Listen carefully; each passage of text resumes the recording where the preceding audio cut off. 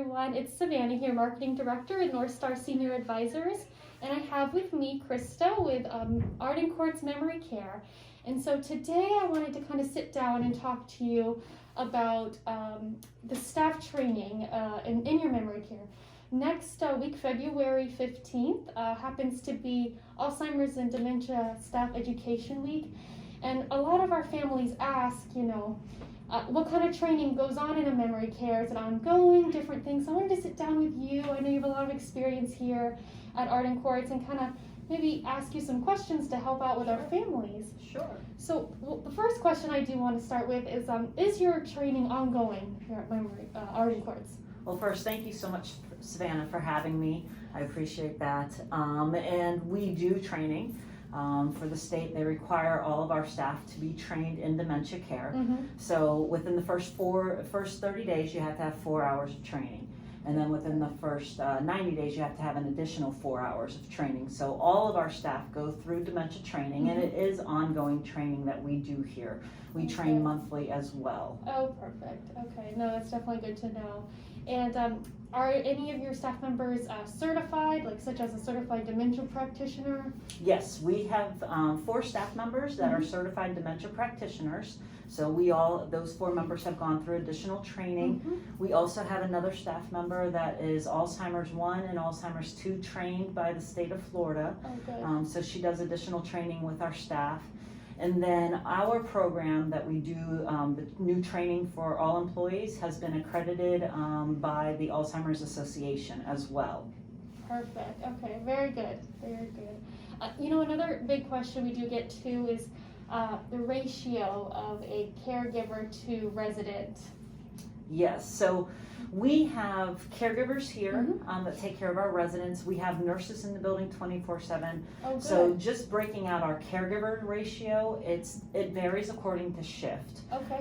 It is a 1 to 7.5 ratio, and that's according to the day shift. Now the night shift, we go to a 1 to 15 ratio. Okay. Good, very good. I'm glad to hear too you have nurses 24/7 as well. That's common, but not always as common. So. Yeah, and that helps with, sometimes if there is something that happens in the middle of the night, just for an example, like a fall, it's not necessary to send everybody out. Obviously, if they've had a head injury, we are going to send them out.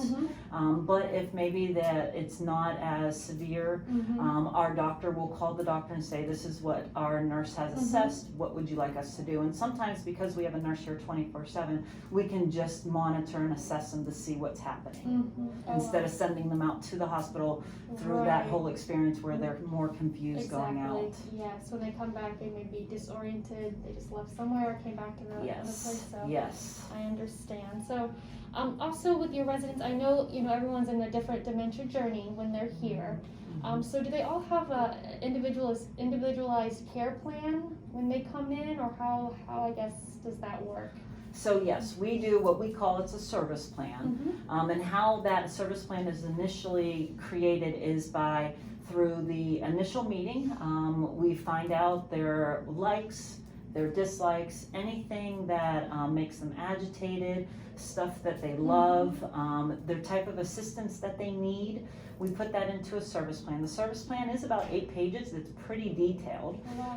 It also comes from the paperwork that the medical director, the physician, has to do from the 1823.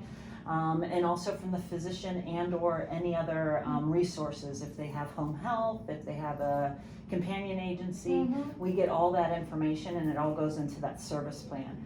That service plan then goes out to the house that they're residing in here at Arden Courts, so the caregivers can see what type of assistance they need, any triggers that make them agitated from the beginning, so we know how to care for them. And then we do update that as their level of care changes. Okay, so you maybe reassess later on. I mean, I'm sure you're constantly always kind of assessing with them here, seeing their everyday needs. So very good to go. One other question I had that I know it's a pretty big question we get from families is if they were to experience any type of physical aggression, because sometimes with dementia that could be a behavior. How do you, I guess, handle any kind of aggression. Sure. So our program here, we're 100% focused on memory care. So this is our sole priority, is taking care of those people living with dementia. So our programs and services are geared to people with dementia. So we are all trained in how to care for them. You know, it could be just as simply as, you know, maybe stepping away for 5 minutes and coming back to talk with them. But we also have a great layout, which is a 1/4 mile walking path outside. Oh, wow. So our residents are able to walk outside whenever they want. They're not confined to a smaller area, so they feel like they have the freedom to go where they want, and it's completely secured. We also have 96 hours of activities as well, so we do want to encourage them to keep their brains engaged, keep them active, so that they're not thinking that getting anxious, and they're able to concentrate on a program. Right. No, that's definitely good to know. It makes you guys a little different, and with that, I mean, it's great to know that you can walk that much, because I know some of them definitely like to walk a little more. Absolutely. It's good exercise for them. It's good exercise, exactly. It keeps them mind engaged and physically active. Yes, so absolutely. That is awesome. Well, I appreciate all of your time here today. Thank you for sharing information about Arden Courts and, of course, your staff and your training. Sure, thank you for having me. Yes, no problem.